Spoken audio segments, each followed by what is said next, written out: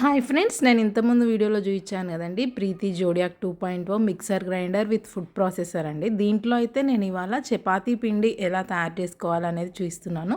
చాలా చాలా ఈజీ అండి. ఒక గ్లాస్ ఆఫ్ పిండి తీసుకొని దానికి ఎగ్జాక్ట్గా హాఫ్ గ్లాస్ ఆఫ్ వాటర్ అనేది వేస్తే మనకి పర్ఫెక్ట్ పిండి అనేది రెడీ అయ్యి బయటకు వచ్చేస్తుంది వితిన్ సెకండ్స్ అండి.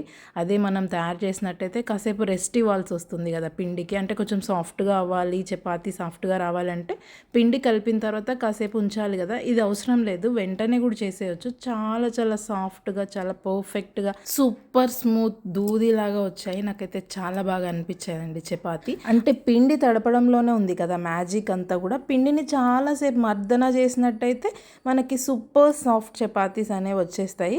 కానీ అంత శ్రమ లేకుండా వితిన్ సెకండ్స్లో, చిటికెలో మన ఫుడ్ ప్రాసెసర్లో అయితే సాఫ్ట్ చపాతీ అయితే తయారు చేసుకోవచ్చండి.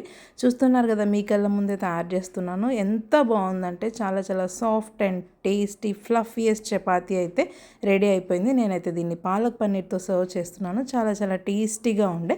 వీడియో నచ్చినట్టయితే తప్పకుండా లైక్ చేసి సబ్స్క్రైబ్ చేసుకోండి. Thank you for watching. Keep watching our channel.